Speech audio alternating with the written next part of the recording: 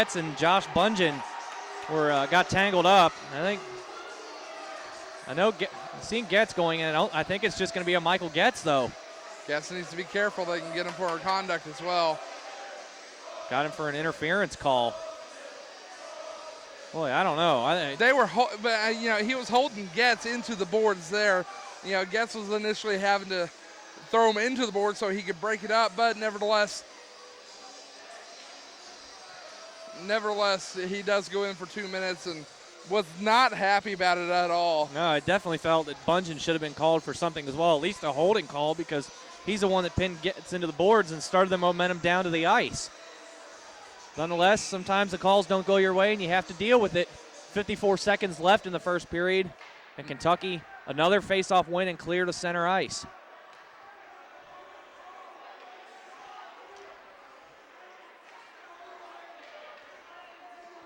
Our old buddy from Hockey 101, Twisted, has just joined us. Well, hello, Twisted. You've missed an offensive explosion from Kentucky in this first period. 4-0 Kentucky in front. Shot saved by Borgard.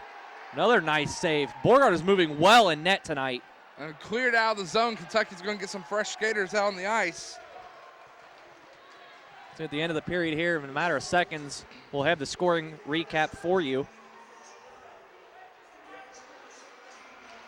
Stick down, puck deflected up and out, all the way to the length of the ice, and that should do it for the first period. 3, 2, 1, and there's the buzzer.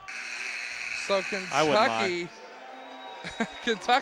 a totally different team from last night, going into the locker room with a 4-0 lead. This is borderline. This is night and day compared to last night. This definitely. Kentucky team was dejected and beaten thoroughly last night, and this is a completely new squad. You can tell.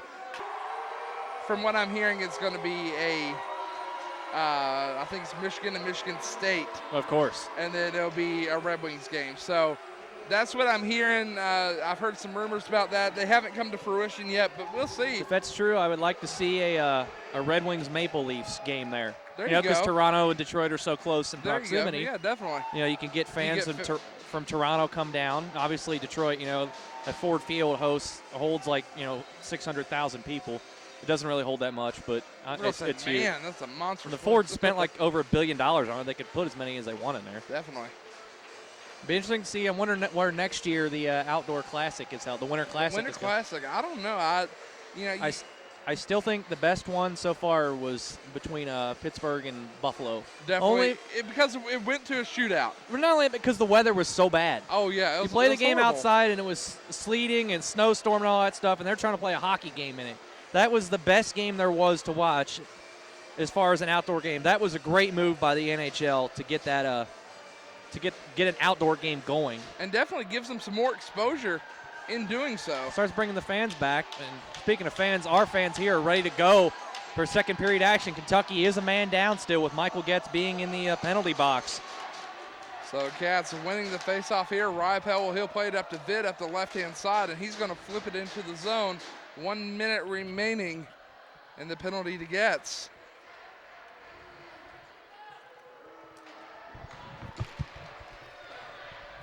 Very nice, thank you. There we go. Puck in behind. Oh, bounced right out in front of Borgard. And a nice save. So we'll have a face-off here to the left-hand side of Borgard. Wow, great stat from Twisted. Today, Florida Gulf Coast became the first D2 team to beat Davenport twice since Michigan State did it 3 years ago. Good night. And Florida Gulf Coast is a tough team year in and year out in the Southeast region. And a lot of people think, Florida Gulf Coast. Oh, hello, shot. They would think Florida Gulf Coast, not a hockey school. Oh, you are mistaking, my friend. No, obviously. Shot, tried to deflect it in. Borgard gets the save. And Saris is going to try to wrap it around. He does so to Vitt. 2-on-1 Vitt. maybe? Nope. Nope. Vitt will drop it to Glass, though. Glass rips one and it's saved. No, actually deflected. 15 seconds left on the Getz penalty. Kentucky's done a nice job of killing it off so far. Here comes Lindenwood once again, though. Shot save by Borgard. Got behind him, though. Just barely missed the goal. In the slot. Nice. Vitt gets a stick right in front. Very nice block. Back to even strength. Look out, here's Rohard dead ahead, and he was hoping to cherry pick like he did last night, got his first goal last night. Same way Michael Getz got a goal last night as well. Man goes diving down. Wow, great effort on the part of. That was Sharon. Went down and still was able to maintain possession of the puck. Now here's Fit. Now he'll clear the zone, tries to get it up to Rohard. The puck's going to go the length of the ice. We'll have an icing coming back. Back to Florida Gulf Coast. You talked about why would that school be a hockey power? That's right there is proof. You beat Davenport twice in one season. You're doing work. Exactly. There's. Make no mistake about it. If you can play hockey, even schools down in Florida will find you. Not to mention, Florida Gulf Coast does have some great facilities for hockey. Sure they do. Good battle in behind the net between Saris and Holzen. Those two got into it earlier. Shot there, almost tried to Michael Getz shot from the impossible side angle. Lindenwood being much more aggressive on the offensive side of things, although just haven't gotten any shots past Borgard yet. A turnover in the zone, though. Shot saved. Whoa. Takes it off the mask. That knocked him off his feet.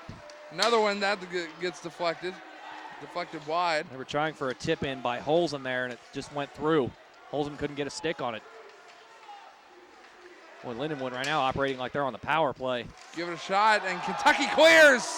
Boy, big play by Riopel to take Maletti off the puck. Big defensive play. Skirton gets a stick down, and he's keeping it in the zone here. Now Warmaw Hill's pinned up against the boards. And Lindenwood will clear the zone. Robinson gets the stick down, breaks the play up. And he'll pin him up against the boards. Nice check there.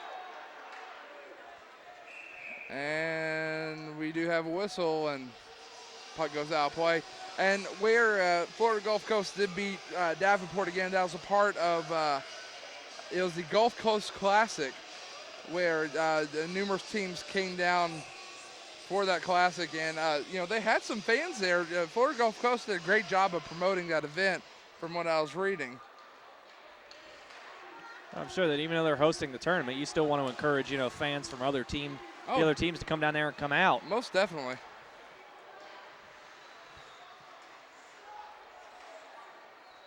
Question from the board. We'll address that at the next whistle.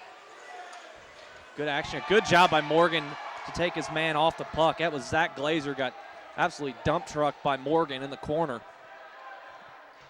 Dump truck. I like it. Now here's Morgan in the zone.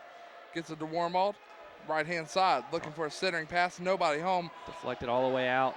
Kentucky's got a chase. They'll wrap it around the boards here. Dangerous wrap. Back out to center ice, and Lindenwood will retake possession. Now they're just going to go for a hard dump here. They'll get some fresh skaters out. Now Warmob will flip it into the zone. Simando getting his first action of the second period. He threw his weight around a little bit in the first. Got a couple shots on goal as well. There's a shot that's just wide. Barely misses the goal. That was inches away from hitting that post. Now the puck back out to the point. And tries to deflect it in. Just wide again. Lindenwood getting some scoring chances here. Tries to wrap around. Nice save there from Borgard. Cleared out of the zone. Nice defense in front of Borgard to clear the mess away in front of him. McLaughlin goes to chase it. Now here's Graham. Graham gets it to Simandl. And he's taking off the puck. McLaughlin and Simandl battling for it. Lindenwood's definitely tightened the screws down on defense so far in this second period. Kentucky hasn't had a lot of chances on offense. Nice breakup from Hubbard. Here's Graham. Graham looking for the pass up to Vitt. That's going to like the ice. They wave off the icing, though. Now wrapped around the boards. Look out, they got a 2-on-1 opportunity, does Lindenwood. Crossover. Good deflection by Lyons to break that up. Lyons knew it was coming. Can Kentucky clear the zone here? The cross pass was a little telegraphed, and Lyons read it perfectly. Jonas just getting beaten up here.